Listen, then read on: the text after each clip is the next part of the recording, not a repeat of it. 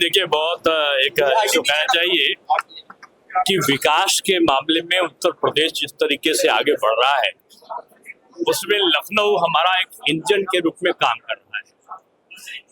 आदरणीय राजनाथ सिंह जी के मार्गदर्शन पे यहाँ के विधायकगण, यहाँ की महापौर, यहाँ के पार्षद जिस तन्मयता के साथ में नगरीय सुविधाओं को पहुंचाने का गरगर प्रयत्न कर रहे हैं, मैं समझता हूँ बधाई के पात्र हैं। और इस नगर में इंफ्रास्ट्रक्चर को ठीक करना और सबसे ज्यादा कि सीवरेज को ठीक करना, सीवरेज व्यवस्था जल भराव से मुक्ति मिले, कूड़ा के ढेरों से कमी आए, स्वच्छ रहे और जो जानवरों का जिनको हम बेसहारा जानवर बोलते हैं, उनको आवारा नहीं कहते हैं, उनके लिए एक व्यवस्था सुनिश्चित हो सके और मार्ग की प्रकाश की व्यवस्था अच्छा हो और जो पानी है वो स्वच्छ मिल सके। ये एक अपेक्षा होती है किसी की भी अपने महापौर से, अपने नगर निगम से। और मैं समझता हूँ कि डॉक्टर एस.सी. राय से लेकर और आज तक बाद में कुछ समय मुझे भी मिला, 11 साल का अवसर आदरणीय संयुक्ता भाटिया जी को मिला, माननीय लालजी टंडन जी ऐसा नगर विकास मंत्री, अटल जी ऐसे सांसद, आज राजनाथ सिंह जी ऐसा सांसद। लखनऊ बदल गया है और अब लखनऊ वो लखनऊ नहीं रहा जो जिसमें लोग तैरते हुए निकलते थे, पानी बरसता था।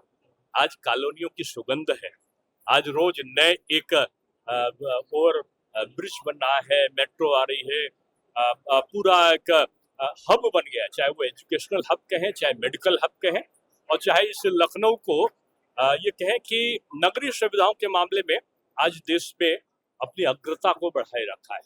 तो मैं 2 साल के कार्यकाल को मैं कहूँगा कि मुझे नंबर देना हो तो मैं 10 में 10 नंबर दूंगा। अहिल्याबाई होलकर जन्मशती को मनाया जा रहा है। ये नारी सशक्तिकरण का प्रतीक है।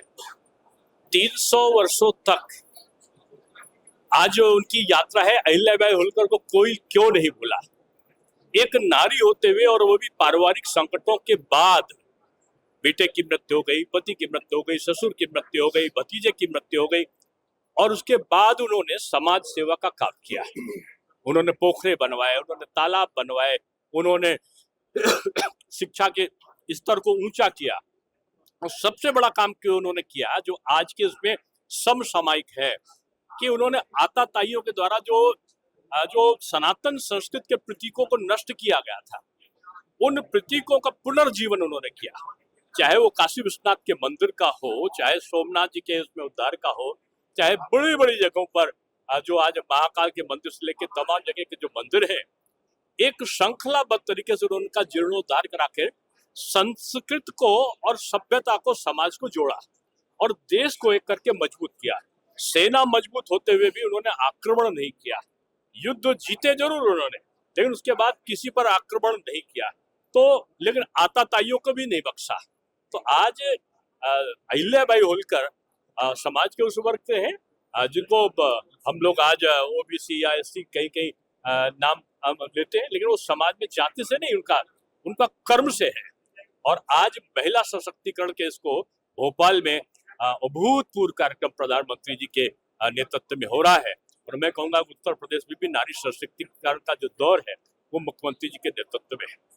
मैं ये भूल गया कहना कि मैंने 50 लाख रुपए नगर निगम को अपनी सांसद निधि से दिया है सभागार के लिए, तो उसका नाम मैंने उनसे कहा है कि ये ऑपरेशन सिंदूर सभागार के नाम से उसको बनाया जाए और एक जो भी पार्क बनाएंगे माननीय महापौर जी, तो उसको ऑपरेशन सिंदूर पार्क के नाम से, स्मृति पार्क के नाम से, जैसे मैंने कारगिल स्मृति वाटिका बनाई थी, वैसे मैं अपनी सांसद निधि से जो ऑपरेशन सिंदूर स्मृति वाटिका है, जहां भी बनाना चाहेंगे महापौर जी, मैं अपनी सांसद निधि से उनको दूंगा।